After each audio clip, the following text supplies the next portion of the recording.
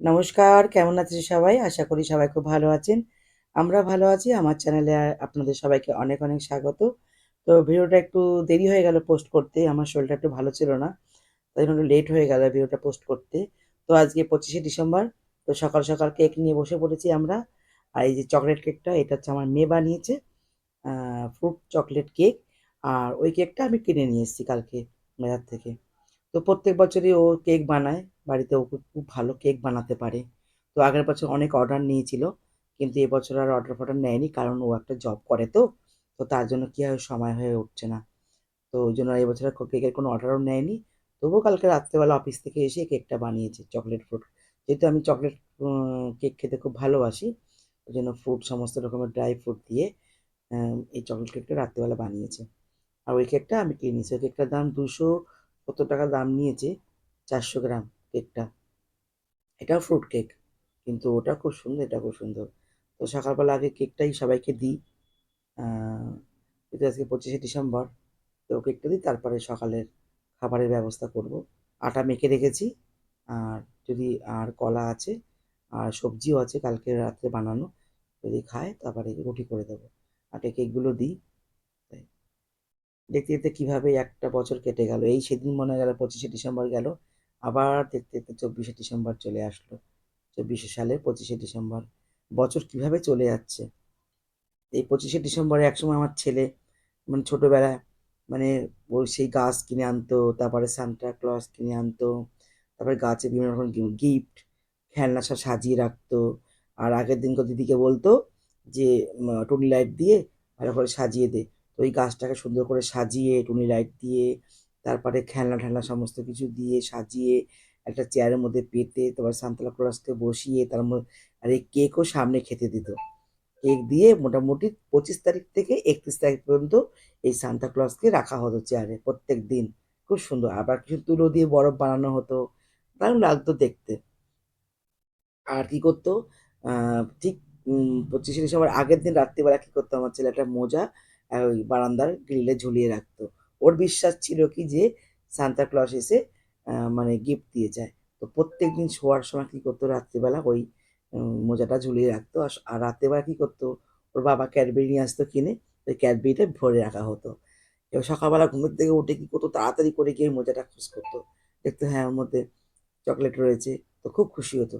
তো এরকম করে বেশ কয়েক বছর গেল। তারপর যখন মোটামুটি একটু বুঝতে শিখে গেল, একটু বড় হয়ে গেল, ক্লাস 7 8 এ পড়ল, তখন মানে কোনো এক বন্ধু বলে দিল, "ভাট তাই হয় নাকি কখনো? কোনো সান্তা ক্লজ আসে না?" ওই তখন বলছি, "তাই না বলো, সত্যি করে বলো।" তখন তো বলল যে, "হ্যাঁ, ঠিক আছে এই ব্যাপার।" তো সকালের খাওয়া-দাওয়া আর হয়নি। ওই কেক খেয়ে নাকি ওদের সবার পেট ভরে গেছে। বলছে, "আর সকালে আর কিছু টিফিন খাবো না।" কারণ ওই অনেক বড়, বড় কেকের পিস তো খেয়েছে। তারপর কলা খেয়েছে, পেট ভরে গেছে। তারপর আমার বাবাকে একটু কেক পাঠালাম, আমার ননদকে একটু কেক পাঠালাম। তো আজকে রান্না হবে চিকেন এগ বিরিয়ানি। ১ম এ বলেছিলাম এগ বিরিয়ানি করব। কোনদিন তো এগ বিরিয়ানি করা হয়নি। তো এইবার এগ বিরিয়ানি করব। তো যাই হোক চিকেনটাও নিয়ে এসছে। তো খানিকটা চিকেন ফ্রিজে রেখে দিয়েছি। আর খানিকটা চিকেন দিয়ে রান্না হবে। আর আজকে এই যে ইনি বললে আমি রান্না হেল্প করে দেবো।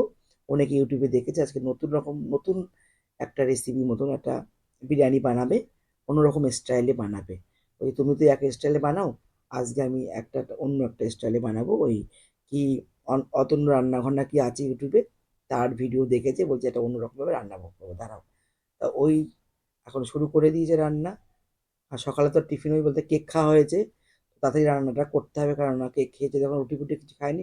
আটাগুলো সব রেখে দিয়েছি ফ্রিজে। বলছে রান্না করতে ভালোবাসে মানে বিশেষ বিশেষ রান্না ছুটির দিন হলে পরে একটু আগ্রহ দেখায়। ঠিক আছে কর, আমি সব কিছু কুটে বেটে সব দিয়ে দিয়েছি। এই যে মাংসটা অল্প করে নেওয়া হয়েছে আর বাকি মাংস সব ফ্রিজে রেখে দিয়েছি। আমার ডিম আর আলু দেওয়া হচ্ছে, তো আর এই চিকেন অল্প করে দেওয়া হচ্ছে ব্যাস। এই যে পেঁয়াজটা ভেজেছে, পেঁয়াজের বেরেস্তাটা করে রাখা হচ্ছে। আর এই যে আলুগুলো কেটে আলুগুলো একটু বেশি করেই দিই আমরা, কারণ আলু খেতে খুব ভালো লাগে। আমার তো বিরিয়ানিতে কি হয়, আলু আর বিরিয়ানি হলেই ব্যাস ওতেই আমার কাফি। আমার মাংস না হলেও চলে। এই যে পেঁয়াজটা ভেজে এবার জল দিয়ে দিয়েছে। বললো পেঁয়াজের রসেই মানে জলটাতেই আলু ফালু সব কিছু সেদ্ধ করবে, এটা অন্য স্টাইলে করবে। এই যে আমি যখন বাজার মানে দোকান থেকে বিরিয়ানি কিনে আনি না আমরা, আমরা কি করি বেশিরভাগ ক্ষেত্রে আমরা আলু বিরিয়ানিটা নিয়ে আসি। আর বাড়িতে ডিম সিদ্ধ করি আর নয়তো মাংস কষা করি খাই। আমার দোকানের মাংস খুব একটা ভালো লাগে না, সে কেমন যেন একটা সফট টেস্ট হয় না। ওর জন্য আমরা বেশিরভাগ ক্ষেত্রে বিরিয়ানি কিনে নিয়ে আসি, আলু বিরিয়ানি আর এমনি ডিম সিদ্ধ করে নিই, দারুণ লাগে। আমার রাইসটা হলেই হয়ে যায়, আমার মাংস না হলেও চলে। এই যে এর মধ্যে সব আলুগুলো সব দিয়ে দিয়েছে, আর বললো সমস্ত মশলা দিয়ে দেবো একবারে। এর মধ্যে আলুটাকে ভাপে ভাপে সেদ্ধ হয়ে যাবে, তারপরে এর মধ্যে মাংস দিয়ে রেখে রান্না করবে। দেখা যাক কেমন হয়। ও বলছে দেখো না কেমন হয়, খেতে ভালোই হবে। তো সমস্ত মশলা এখানে জিরের গুঁড়ো, তারপর হচ্ছে ধনের গুঁড়ো, পেঁয়াজ, আদা আদা রসুনের বাটা, তারপর লঙ্কার গুঁড়ো, কাশ্মীর লঙ্কার গুঁড়ো, সব কিছু ভালো করে এর মধ্যে দিয়ে কষিয়ে এটা ফুটবে, আলুটা এর মধ্যে সেদ্ধ হবে। আগে তো পেঁয়াজটা একটু ভেজে ওর মধ্যেই জল দিয়ে দিয়েছিল। এটা ভালো করে এটা মশলাটা কষাও হবে, আবার আলুগুলোও সেদ্ধ হবে। তারপরে এইগুলো নামিয়ে তারপরে মাংসটা দেবে। তা আমাদের বাড়িতে বিরিয়ানিটা সবাই খুব পছন্দ করে। বিরিয়ানি, তারপর ফ্রাইড রাইস, তারপর পোলাও, এগুলো খুব পছন্দ করে। এগুলো মাঝে মধ্যেই আমাদের হয়। আর যে কোনো অনুষ্ঠান, জন্মদিন হোক কি আমাদের অ্যানিভার্সারি হোক, তখন ওই নয় বিরিয়ানি, নয় ফ্রাইড রাইস, আর নয়তো পোলাও। তো এইগুলোই খাবারগুলো খেতে খুব পছন্দ করতো, এইগুলোই বেশিরভাগ বানানো হয় যে কোনো অনুষ্ঠান হোক কি মাঝে মধ্যে হোক। মোটামুটি আলুগুলো অনেকটাই সেদ্ধ হয়ে গেছে, ডিমগুলো এর মধ্যে দিয়ে দিয়েছে ডিমগুলো। আজকে ছুটি, ওদের সবারই ছুটি আজকে। আলুগুলো মোটামুটি সেদ্ধ হয়ে গেছে। এখন প্রায় 12:30 মতন বাজে। এই দেখুন দেখাচ্ছে, এই দেখুন আমাদের দেখে এসে একটা ছোট্ট সারপ্রাইজ হচ্ছে। ওরা হচ্ছে আমাদের বাড়ির পাশে থাকে, অনেক দিনের আলাপ। তাই বাচ্চাটাকে সুন্দর করে সাজিয়েছে। ও তো আমাদের খুব একটা চেনে না। ওর এই 1 বছর মতন বয়স বাচ্চাটা, এই তো সামনেই ওর জন্মদিন গেল। তো এই সাজিয়ে গুছিয়ে নিয়ে এসছে, গিফট নিয়ে এসছে, চকলেট নিয়ে এসছে। ও তো আমাদের চেনে না, ও আমাদের দেখে ব্যাস রওনা দিচ্ছে, ওই থাকতেই চাইছে না।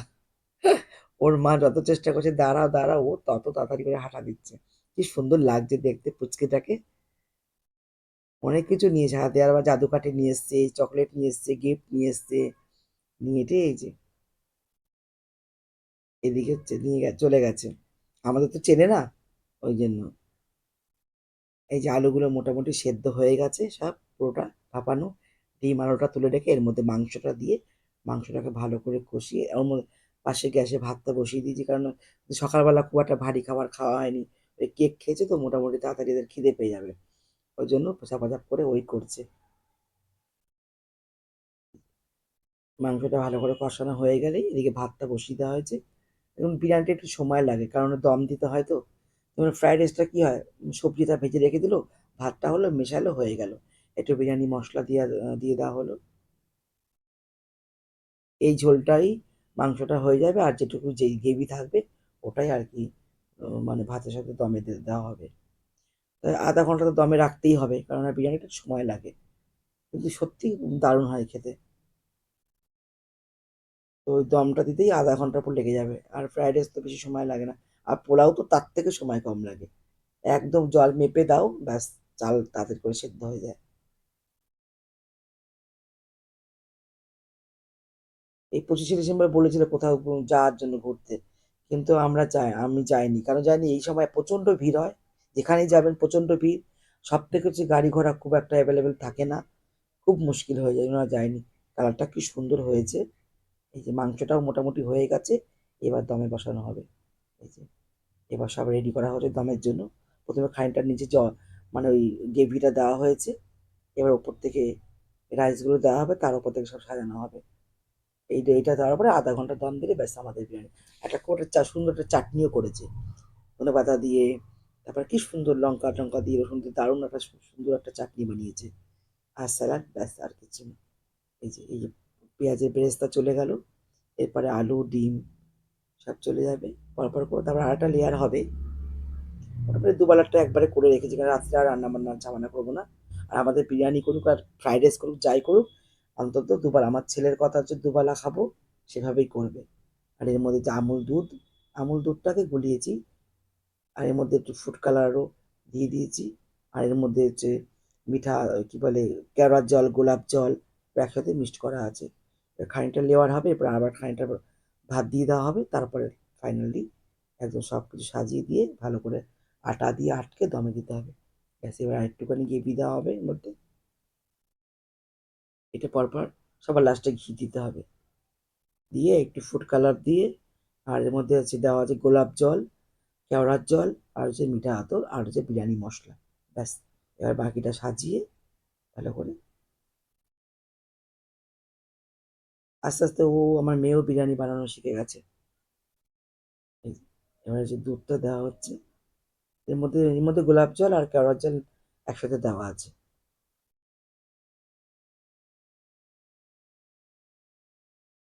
ব্যাস, এটা দেওয়া হয়ে গেছে।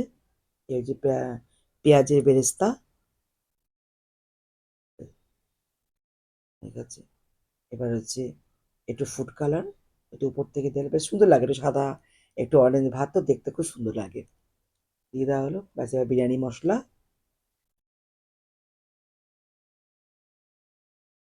ব্যাস, তারপর রেডি হয়ে গেল। এবার এবার ভালো করে আটা দিয়ে মুড়ে দমে যাবে।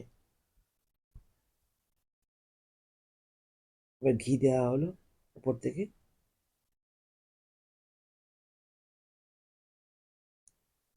ব্যাস রেডি। এই যে দম হয়ে গেছে, আধা ঘন্টার উপর হয়ে গেছে। এবার নামিয়ে নিয়ে শাড়িটা, ওফ কি সুন্দর হয়েছে, কালারটা দারুণ, তার গন্ধ কি সুন্দর বেরোচ্ছে গন্ধটা।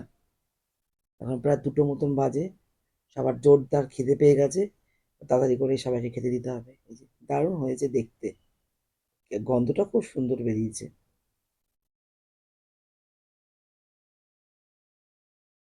এর মাংসগুলো নিচ থেকে একটু বার করতে হবে। দারুণ গন্ধ বেরোচ্ছে, দারুণ একদম। কালারটা খুব সুন্দর, একটু অরেঞ্জ একটু সাদা, বেশ দেখতে দারুণ লাগছে। চলুন তাহলে সবাইকে খেতে দিয়ে দিই, অনেকটা বেলা হয়ে গেছে, সবার খুব খিদেও পেয়ে গেছে। সকালবেলা সেভাবে তো ভারী খাবার খায়নি কেউ, এই কেক কলাই খেয়েছে তো, বুঝলেন। ডিমটা একটু ভেজে দিয়েছি। এই যে সবাইকে খেতে দিয়ে দিয়েছি, এরা বসে গেছে খেতে। সবাই খেয়ে বলতে খুব সুন্দর হয়েছে, দারুণ হয়েছে। সত্যি দারুণ হয়েছে, আমি একটু টেস্ট করে দেখলাম নুনটা ঠিক আছে কিনা, দেখলাম দারুণ হয়েছে খেতে, খুব টেস্ট একটু অন্যরকম হয়েছে। আবার একটু গ্রিন চাটনি করেছে, কি সুন্দর চাটনিটা, দারুণ করেছে।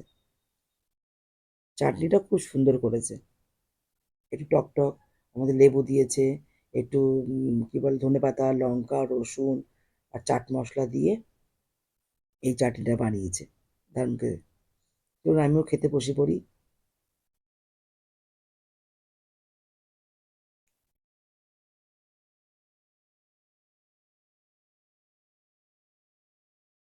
সত্যি দারুণ হয়েছে খেতে, টেস্টটা দারুণ হয়েছে খেতে। আলুগুলো খুব সুন্দর সেদ্ধ হয়ে গেছে।